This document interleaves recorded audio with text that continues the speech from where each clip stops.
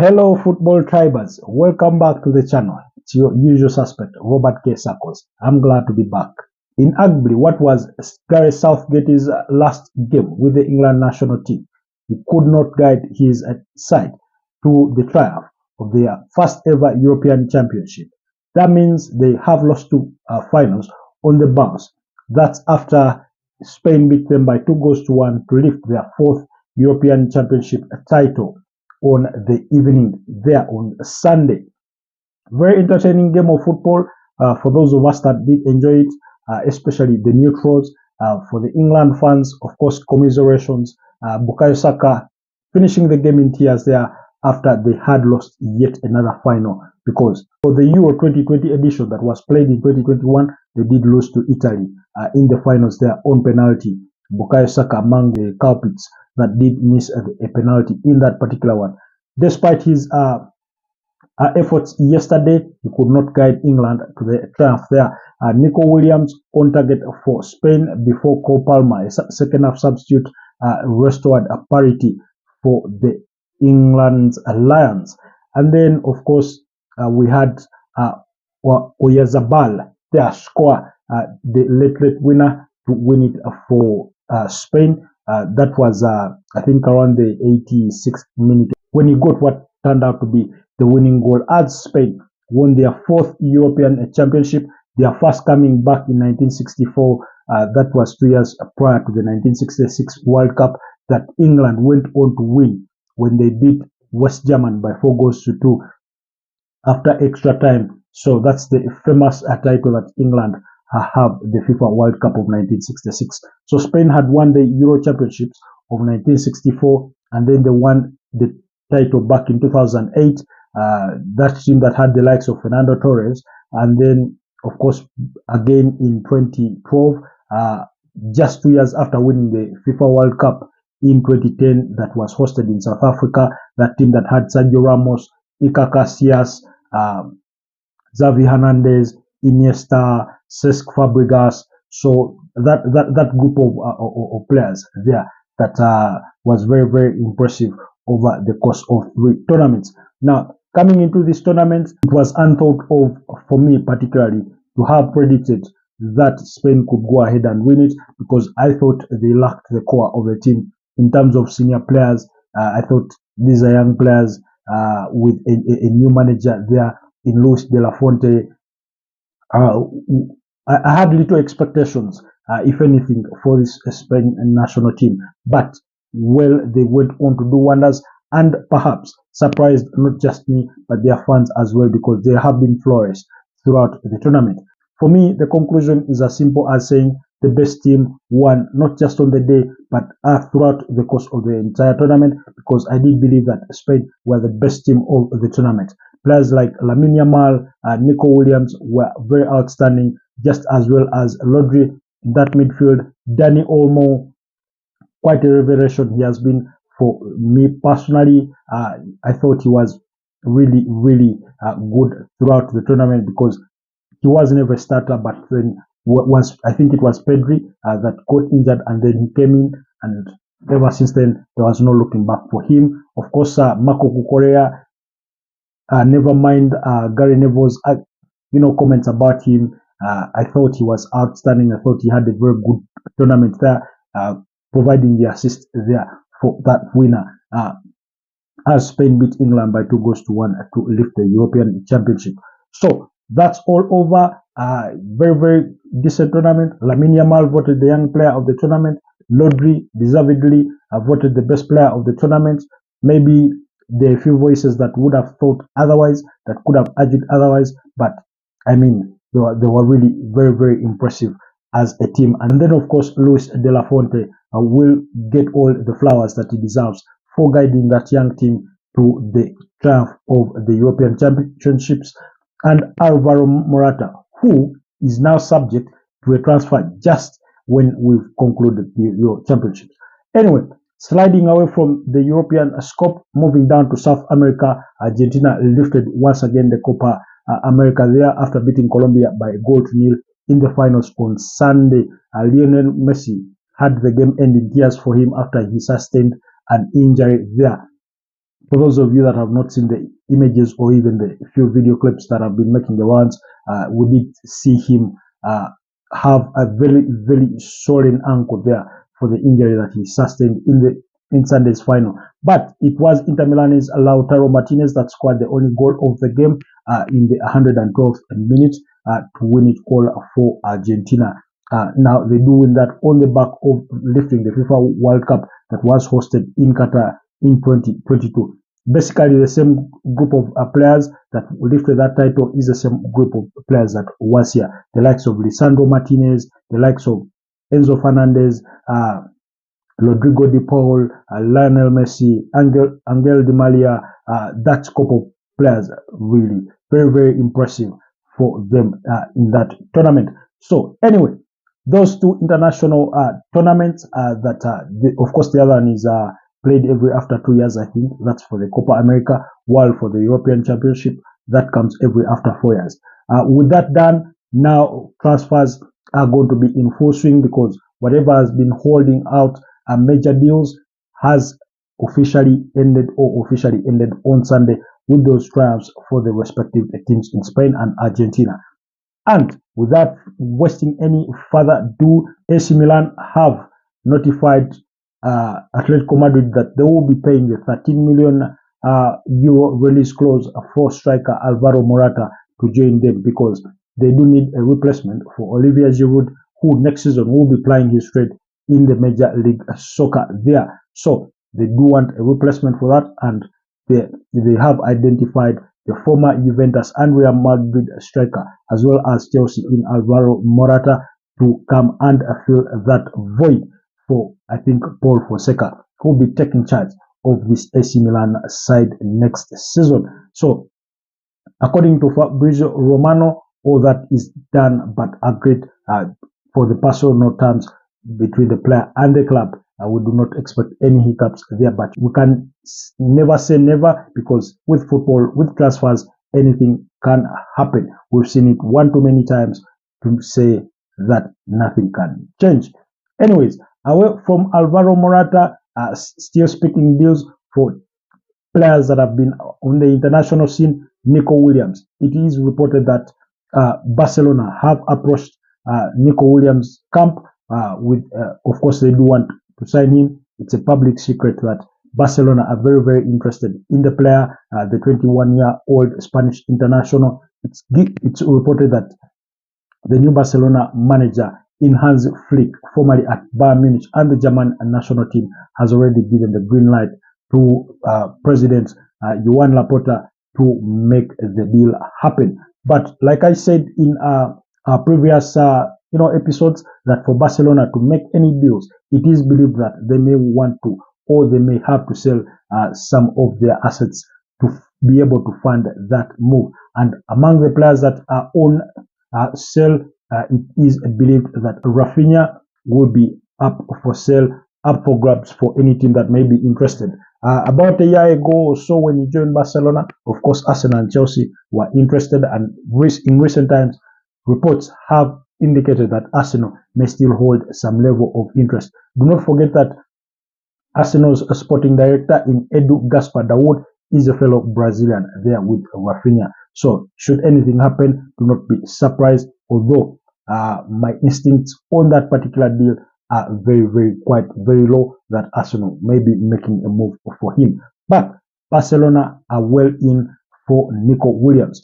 However, they will have to face some bit of competition from Arsenal as well as Chelsea as well as Liverpool, although it is reported that Liverpool may have switched their allegiances to other targets given the amount of interest that is surrounding the player in recent times. Of course, Arsenal will be in for that, but nothing formal has been done. Perhaps maybe background, consultations have been made between Arsenal's camp and Nico Williams' camp, but we are yet to find out on that front. But Nico Williams is a wanted man from Atletico Bilbao. Looks like he could be leaving his brother Inaki Williams at Atletico Bilbao by the end of the summer.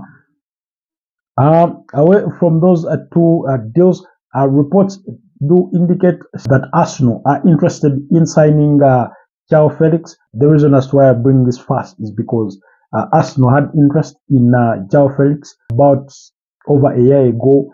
He did join Chelsea on loan. I think it was a £16 million loan. It looks like at Chelsea they weren't impressed with his delivery and he had to return to Atletico Madrid. And last season he was loaned out to Barcelona, and then Barcelona at the end of his loan, spell did pronounce that they won't be making that move permanent, and he had to return back to Atletico Madrid, where of course they do not see eye to eye with the manager in Diego Simeone.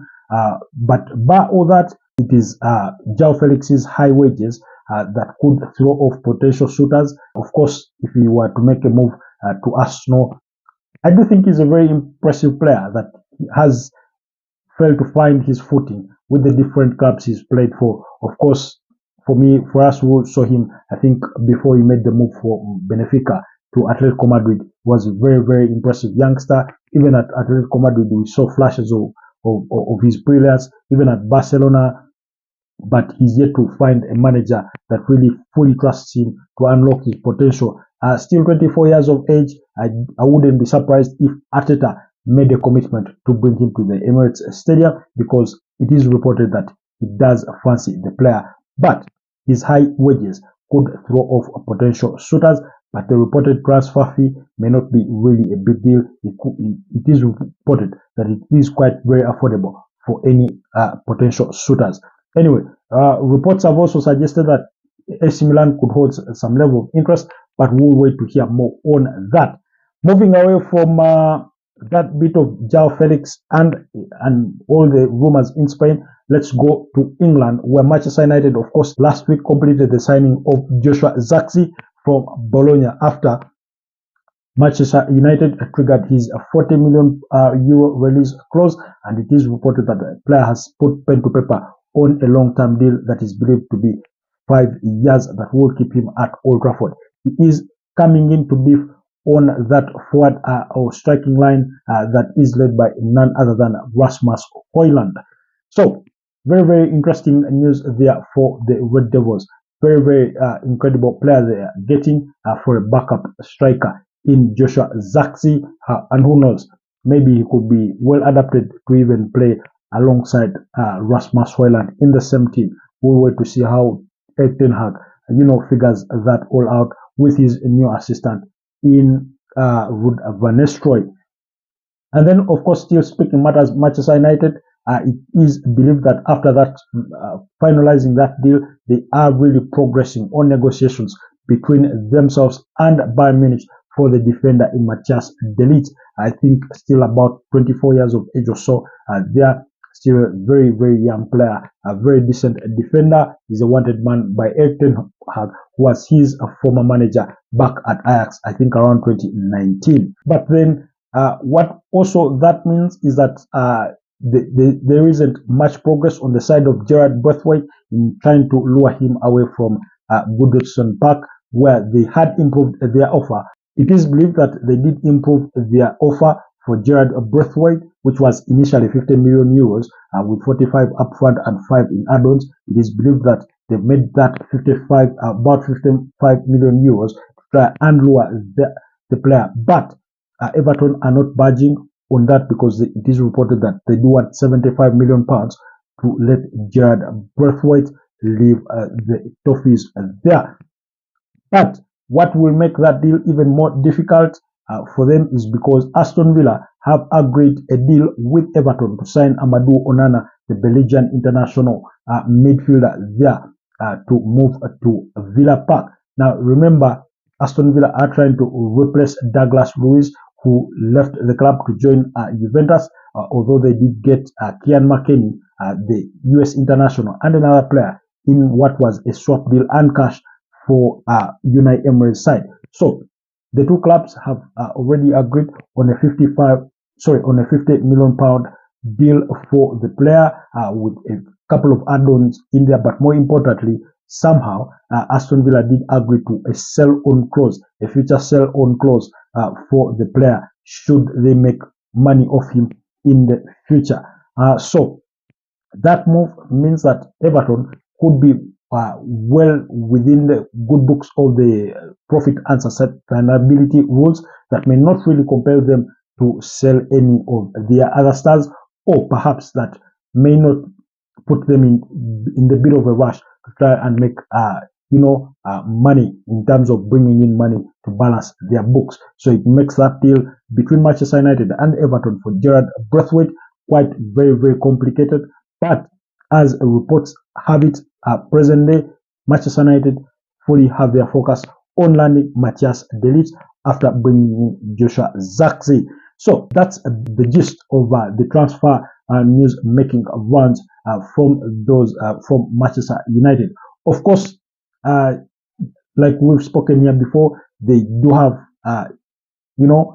they do have interest in bringing in midfielders, more defenders, and a goalkeeper.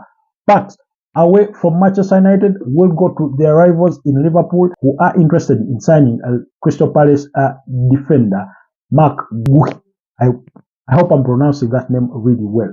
It's a bit of a difficult one for him. He has been with the England national team in that backline, playing alongside John Stones, that dark-skinned player that you've been all watching on your screens. Is a wanted man by Liverpool.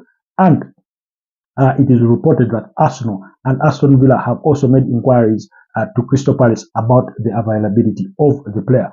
But with Arsenal really pushing to get Ricardo Calafiori done, I do doubt that they will really be, making serious advances for Mark Guehi in that potential move. But Liverpool will face a serious competition from Aston Villa, who will be playing Champions League next season. So they are really eager to beef up their team resources in all departments, starting from defense, come to the midfield, as well as that forward line. Because reports also suggest that some clubs do hold interest in their striker, Ollie Watkins, who scored, I think, their winning goal in the semi-finals there as a beat up against the Netherlands by 2-1 to advance to the finals of the European Championship. Away from Liverpool, like I said, we will always keep it to the serious or concrete interests, not all the rumors that are making rounds. Back to London, where Arsenal have completed the signing of Tommy Setford, the 18-year-old England international goalkeeper that has been with Ajax for what is believed to be a fee of about €1 million for the goalkeeper. Arsenal are having a major overhaul of their goalkeeping department. That's why, of course, they've gone on to make David Raya's loan move permanent, and he has signed for the club. It is reported that they do hold interest in Dan Bentley of Wolves. They are the 30-year-old England goalkeeper, and then, of course, had reports linking Arsenal with the move for Real Madrid's second-choice goalkeeper in Andrei Lunin, the Ukraine international there, who I thought was very, very impressive last season, especially in the absence of Thibaut Courtois, in the unimpressive performances of Kepa Arrizabalaga, who was on loan from Chelsea. It is reported that Arsenal do hold interest, but then also they've previously been linked with the move for the FC Porto goalkeeper there. So clearly they do want to make major changes in their goalkeeping department, with reports, of course, confirming that Aaron Ramsdale will have the door open for him to leave the Emirates Stadium, and Southampton have been reported to hold interest in the England number 2 there. Of course, he has been with the England national team at the Euro Championships, although he didn't get to feature in any of the games, but he will have to look to seek where his future lies as far as next season goes. And then, still speaking matters, Arsenal are still interested in signing Real Sociedad midfielder Martin Zubimendi, although it is reported that deal may be a little too difficult for the Gunners to pull off because of the player's preference to stay in Spain, according to an interview that he had with one of the papers in Spain. And then, with that in mind, Arsenal have switched their focus, at least for now, to none other than the 28-year-old Mikel Moreno, who is also at Real Sociedad.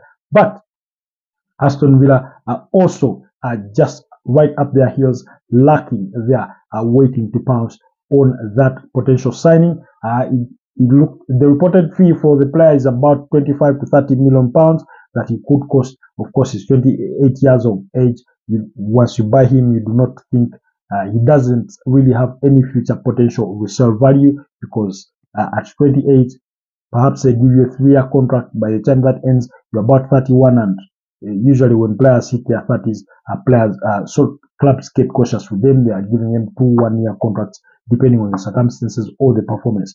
So, but we also know for a fact that Arsenal are very intentional on strengthening that midfield, with reports suggesting that they will be open to accepting bids for their Ghanaian international midfielder in Thomas Partey, because Jorginho was handed a contract extension, so he will be at the Emirates come next season. But they've had departures of Mohamed Elneny out of that midfield. Albert Sambi Lokonga, who was on loan at Luton Town last season, he has now moved to Sevilla on loan, with a clause that allows them to buy Sambi Lokonga for about 12 million euros should they wish to make that deal more permanent, with a future sell-on clause of about 25%. And then, still speaking transfers at Arsenal, Nuno Tavares, the left back, is on the verge of leaving the club. Last season he was on loan, I think, at Olympique Marseille. He's on the verge of joining Lazio in what is believed to be about a deal worth about 7 million euros. It's a loan deal with an obligation to buy.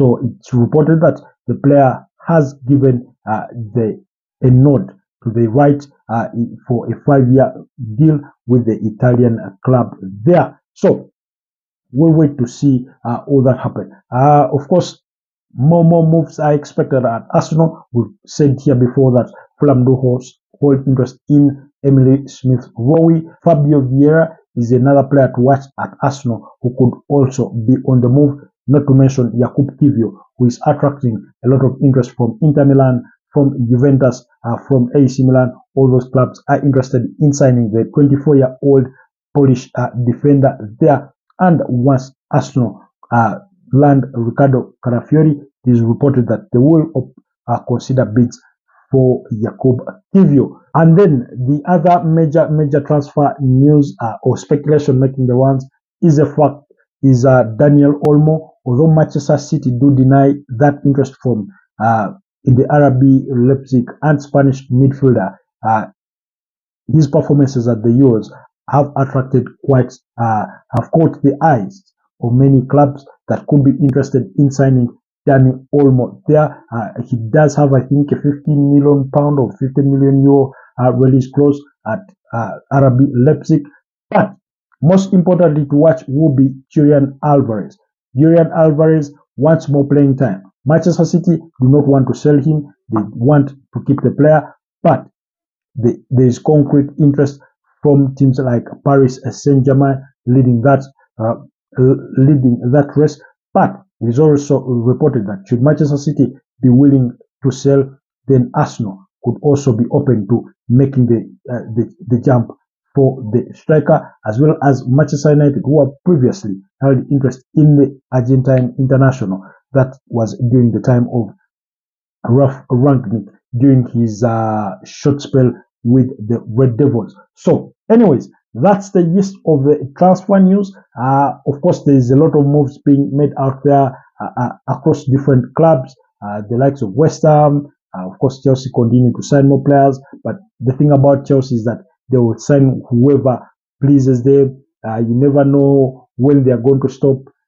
So we'll keep you updated on the major transfer news, on the major transfer speculations in terms of concrete interest with some of these big clubs, in terms of major moves, and an overview of what some of those moves do mean for those respective clubs. But before I let you go, former Arsenal captain Pierre-Emerick Aubameyang could be on his way out of Olympique Marseille to the Saudi Pro League, with Al Qadashi believed to have interest, and it is believed that the club and the player have already agreed to a 2-year contract there. That's until 2026, just waiting for the green light from Olympique Marseille to make that deal move.